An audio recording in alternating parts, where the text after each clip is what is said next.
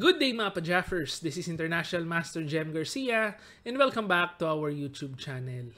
So ngayon po mag-aaral tayo ng isang game mula sa Biel Masters 2024. So ito po ay currently ongoing and ito ay nangyari sa round number 1. Ito yung laban ni Super Grandmaster Ramesh Babu Pragnananda, in short for Pragi, and si Super Grandmaster Abhimanyu Mishra.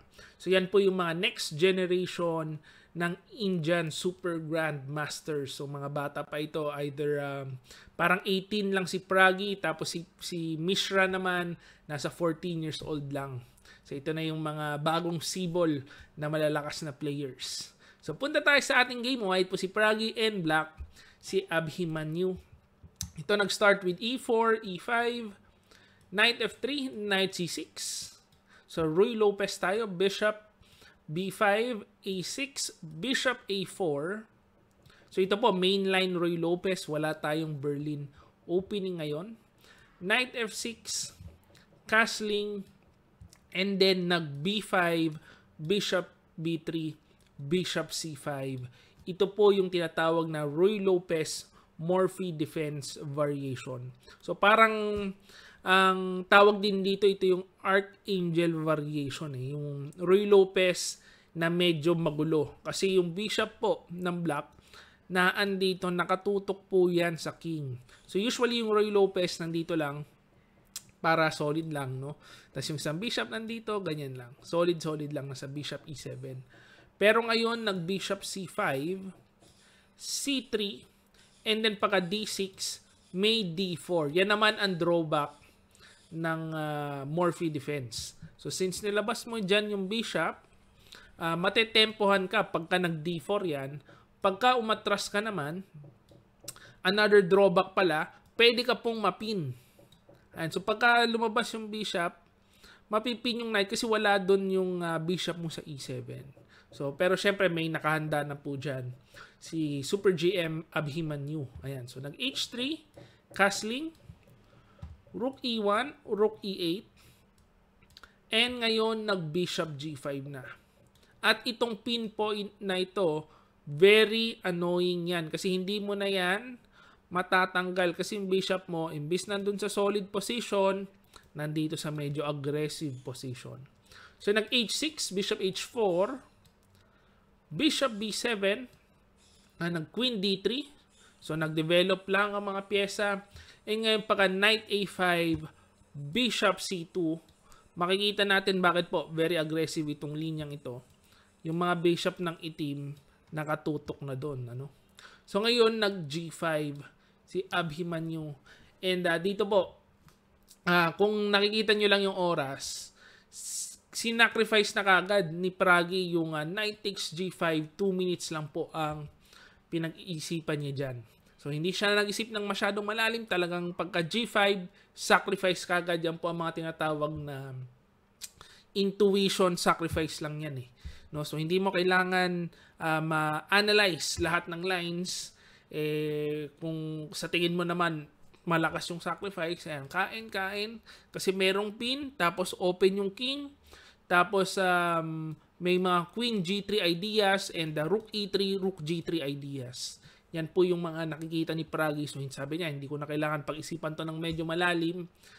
Titignan ko muna yung tira ng itim bago ko iisipin. Ayan. So, nag-King G7, nag-develop Knight D2, and then nag-Queen C8, si Abhimanyu. Kung makikita po natin dyan, double question mark yung Queen C8 na move, no?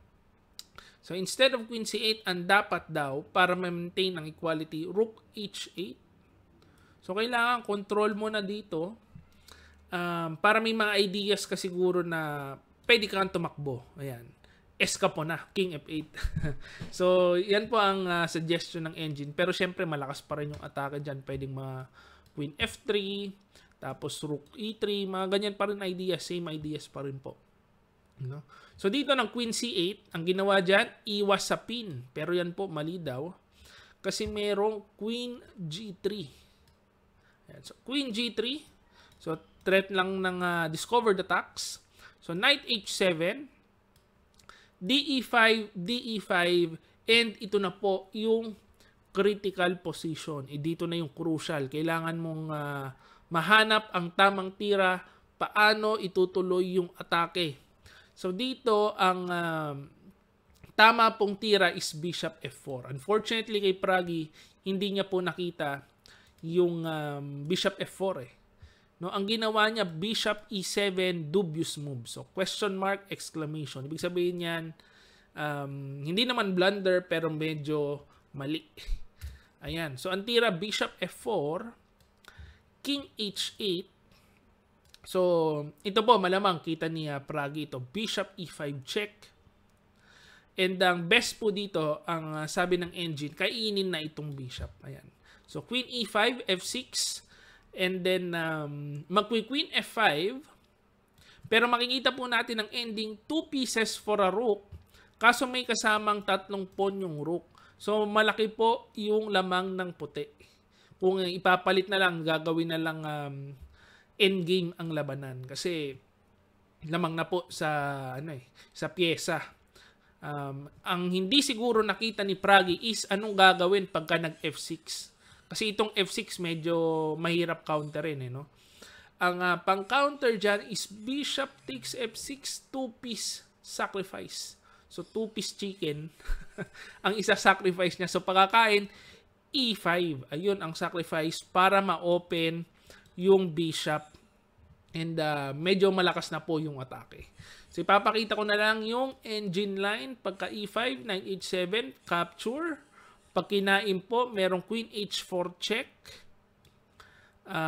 King G8, Queen G5 check. Queen F6.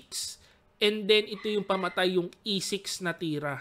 Kasi kung dito po, kung titingnan nyo, yung rook sana maganda, maiangat yan para mamamate. Kaso may mga bishop pong nakaharang. Pero pagka E6, ayun na.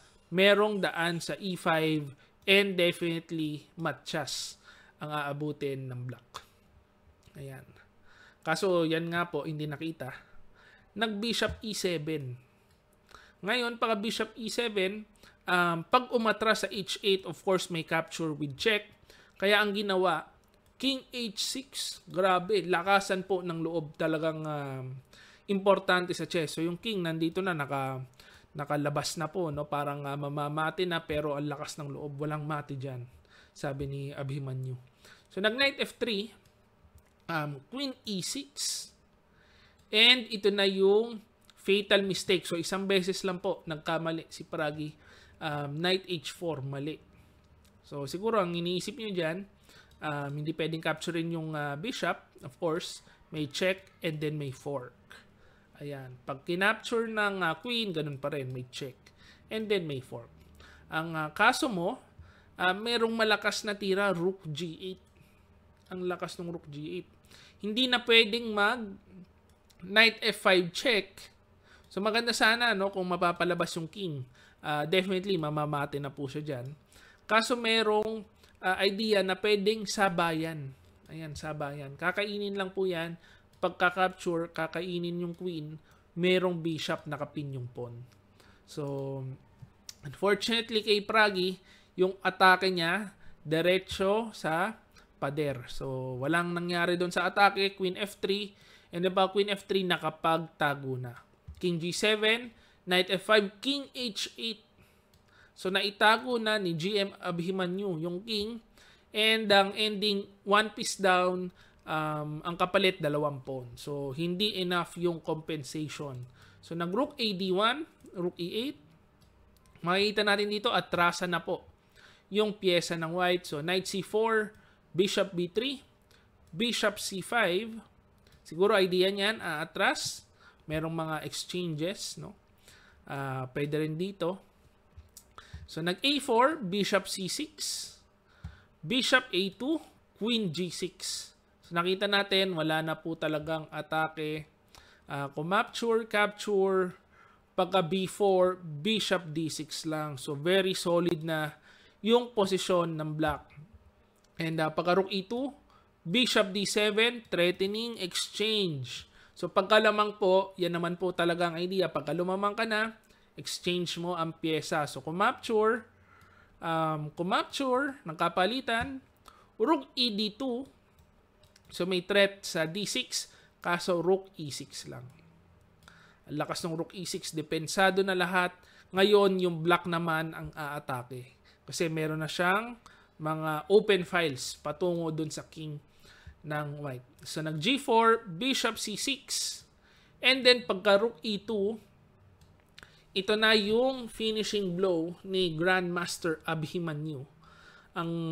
Talagang ang galing din ng mga Super GMs, mga batang Super GMs. Parating na rin ang new generation, F5. So hindi pwedeng capturein ng mga pawn kasi may pin dito and may pin doon. Ayan. So pagka F5 na forced i-capture ng queen, ang kaso mo pagka-capture ng queen dyan, take note lang pala, pagka hindi mo kinapture yan, siya ang ka-capture, papasok ang atake. So, pagka-capture, kain, Rook H6, double attack. So, atakado yung bishop sa H4 and may idea pang bishop F3 tuhog ang dalawang rook. So, ayan, ang nangyari, na-force na naman i-sacrifice ang pyesa. So, 2 pieces down na. Although medyo maraming kapalit na pawn, pero very precise ang pag-convert. Papakita ko po sa inyo, pagka bishop A8, nag king H2, knight G5. So yung mga pawn na harangan, hindi makatulak. And pagka B5, bishop F3, threat ang rook H3, and then checkmate. So na persa na naman i-sacrifice. So capture, king G3, E4, dinipensahan lang ang knight and yung rook. And then para rook C6, rook B8, capture, rook takes B5, and then chumek. So chumek check pa si Pragi, umaasa pa ng konti.